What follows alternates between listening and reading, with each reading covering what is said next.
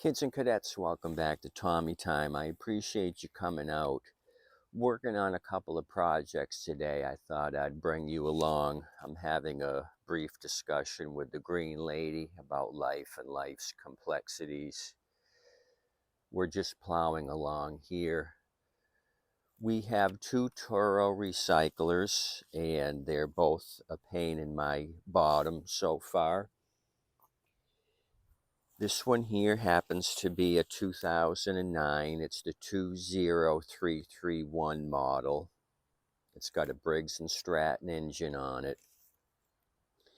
So the main deal with this thing here was the recoil blew out. So I took my grinder and I ground out all the pop rivets here. And this whole assembly will pull off once the grommets have been ground off from the other side. I believe a 3/16 drill bit also, if you want to drill them through this side, would work. But I just do a quickie quick with my grinder and grind off the inside here of the pop rivet, and they come right off. So if you go with a cheap aftermarket China recoil, they won't give you the hardware. You need nuts and bolts to put this back on. If you go with the original Briggs part, they'll give you hardware, but you'll pay 5 times as much for the recoil. So I just get my own screws. So I put a lock washer here and a little bit of nail polish to keep this from vibrating off. Between the nail polish and the lock washer, they seem to stay in place fairly well. If I really wanted to get technical, I would take some of my black spray paint and cover up this bare metal that I ground off. That's something Earl Scheib would do, no bare metal. So I've already painted this thing. This thing's ready to go. That was the main issue with this one, was the recoil blew out. Second issue with this is 2 out of the 4 wheels were bound up, and I ended up taking off the axle bolt and the bushing. They had rusted together, so they popped off. The bushing should actually stay in here in the plastic, and you'll have the axle bolt. I'll show you an example of that. This one still has the wheel bushing in there. You can see that metal tube, the bushing, that should stay. But if these things sit for a long time, water gets in here and the bushing and the axle become one. And that's when you need some medium, chunky salsa to help you out. No, in actuality, I have my mixture of 50/50 ATF with acetone. What I did is I put the axle and bushings in apple cider vinegar overnight to try to break the rust. I ended up taking my acetylene torch, heating them up, and try to breaking them with break the bond with vice grips. That did not work. So I'm going to let them sit for 24 hours in this acetone ATF automatic transmission fluid mixture. If you go online, guys, swear by this stuff. I've only been using it here for a short time, and it's been working out well for me. Usually I use moose piss, which a friend of mine nicknamed. It's actually PB Blaster. That works well, but this stuff is cheap. When you go to buy a quart of ATF and a quart of acetone, you could get quite a bit of mixture for not very much money.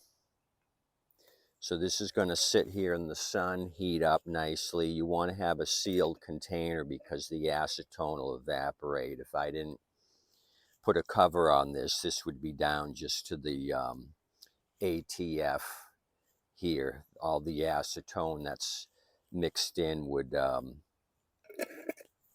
evaporate. So you want a nice tightly sealed container.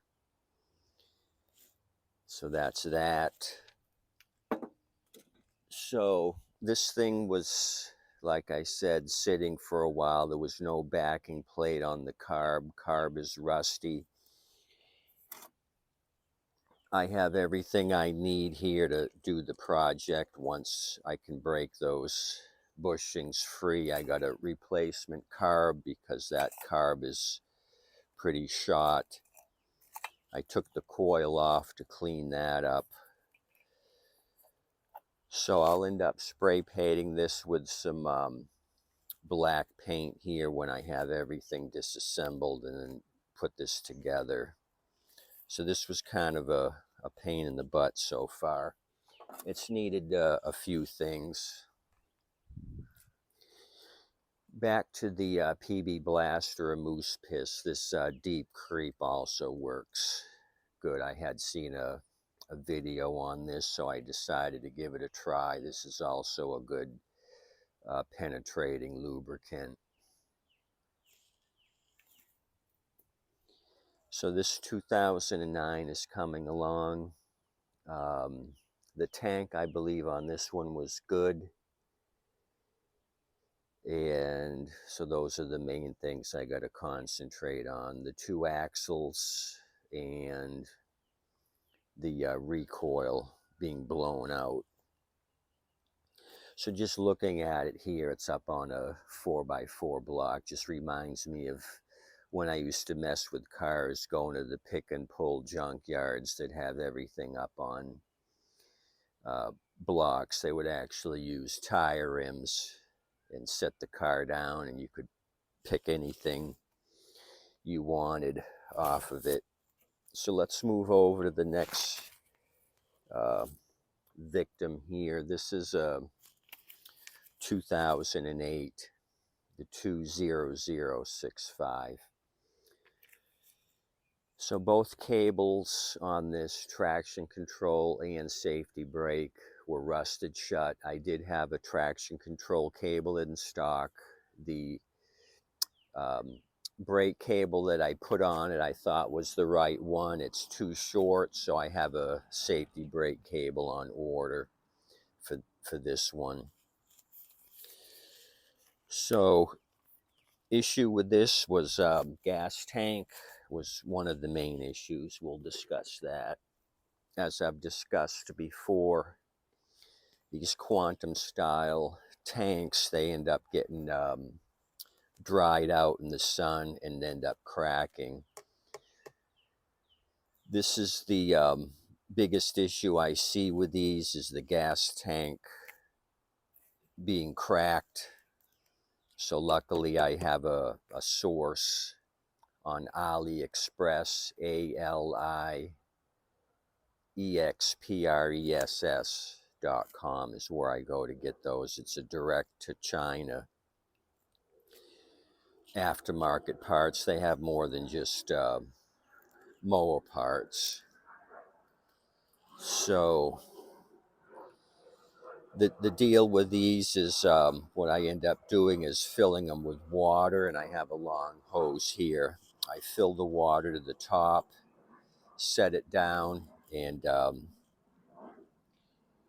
come back after an hour or two, make sure my water level's at the top. If it goes down, then I know I got a leak somewhere. That's why I got the long hose on it, so the water level doesn't pour out of the bottom of the nipple.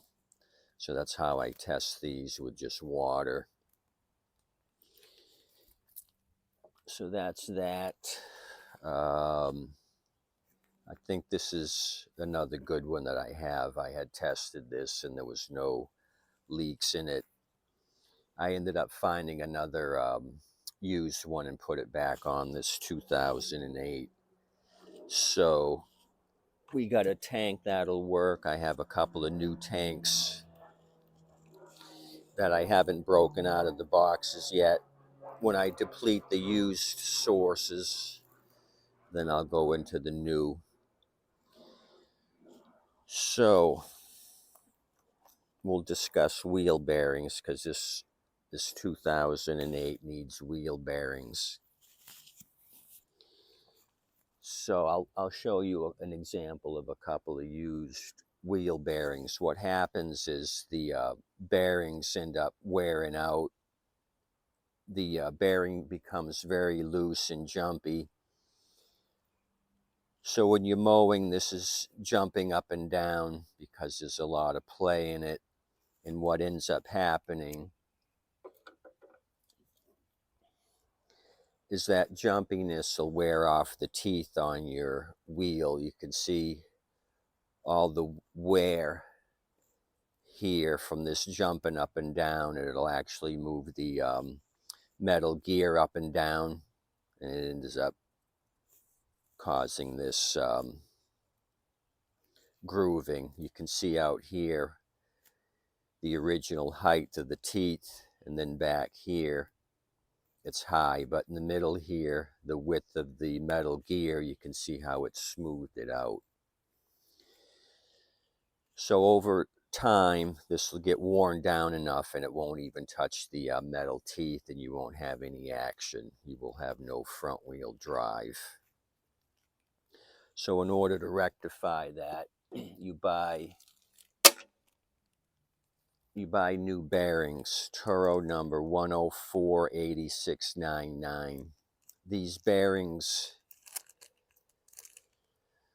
will work on the older Toro recyclers and the newer style. The bearing doesn't change. I'll show you what changes. The retainer changes.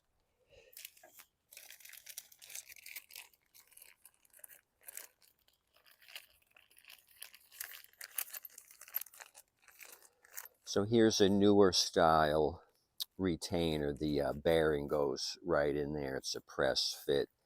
The axle goes through like this, or actually the bearing's on the inside of the deck area. This faces out towards the height adjuster. You've got threaded retainer here. Here's an older style. They use a C-clip to hold this in place. C-clip for this style, 104-8698. You can go to Parts Tree or replacementparts.com with your model number, and it'll bring up every part on the machine. You can figure out what style retainer you have. The bearings end up staying the same. So let me show you this. The threaded style is 108-9779.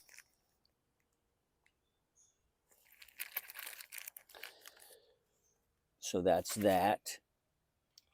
Here's a couple of old ones that I saved. What I end up doing is putting a chisel here and knocking out the old bearing. I can reuse this retainer. There's no damage to this. I can put another new bearing in here and reuse these. So that's that.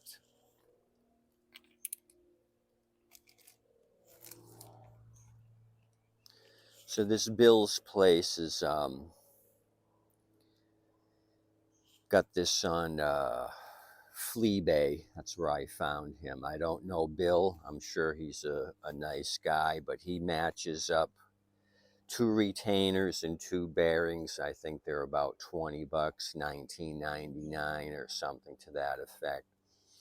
If you go and buy all these pieces as onesies, it's going to be a lot more than $19.99. So I just let Bill do the work for me. He pairs this stuff up.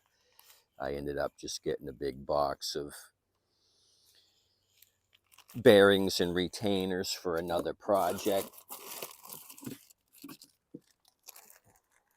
So I've got some bearings and retainers here for a couple of machines to redo. So I want Bill to give me a discount next time. I want him to drop it down to $17.99 because all you guys are going to go visit Bill. Where is he out of? I can tell you. He's in the beautiful city of St. Peters, Missouri. 2034 Trade Center Drive East. He's got a warehouse there, St. Peters, Missouri. That's a fine town. I'm going to visit that place sometime in the not too distant future. So that's enough about Bill. I'm going to redo the bearings on this thing. We got the good tank. I cleaned the carb on it. This thing actually starts. I wired up the safety brake cable temporarily. Like I said, the cable is too short for the safety brake. So we're going to need a couple of wheels for this and the axle service. So when you get into these Toros, they can become costly. This one here isn't worn out like the other side. I don't see any major wear on the plastic teeth, so I can reuse this wheel. These are about $10 each when you got to buy the wheels. I just bought a 20 pack to get a quantity discount or a group discount.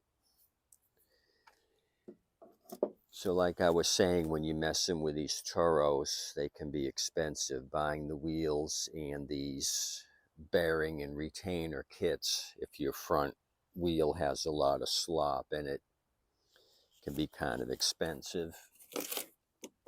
If you can see that, movement, what I'll do is bring you over to this side.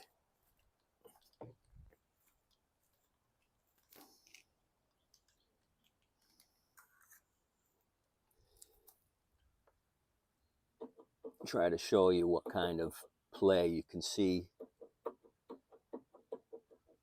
the whole pulley and axle here moving up and down.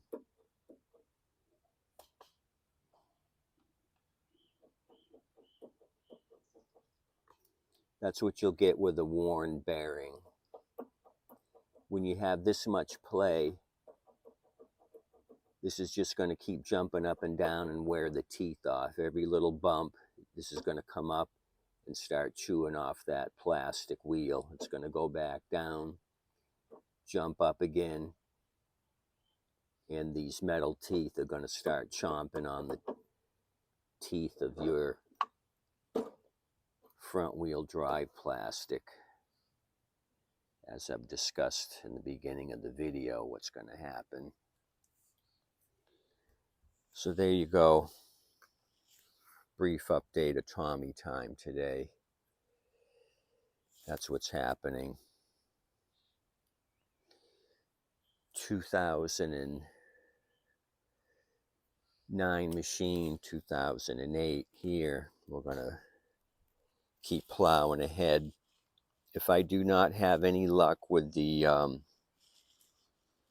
axles, breaking these axles free in my chunky salsa, I'm going to go to my pick and pull section. I have about 3 of these Toros, so I'll just steal some axles off of one of those machines and just don't even mess with these. This is going to drag me down if I'm waiting any length of time for these things to break free. They may not even break free. I may go to put the vice grip on the bushing to try to get it off of the axle, and it may crack in my hand, so that would be a lot of wasted time.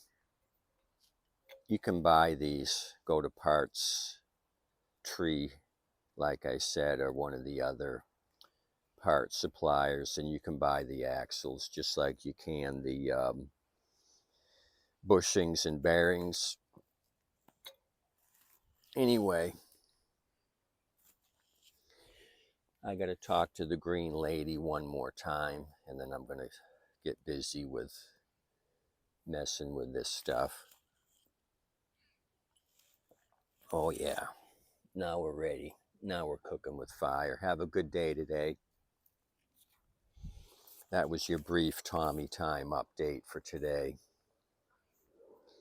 2 Toro recyclers, kind of more work than I wanted, but we got to plow through, get these out of the way, get them in the ready pile so I can ship them out the door. Make Harvey and Helen, the homeowner, happy with these 2, and I'll be happy to get rid of them. As always, please tip your waitress and wait staff. They're doing an awesome job. They really depend on your generosity when you're leaving that nice tip on the table. They really appreciate it. Come back and see me. Have a good day today.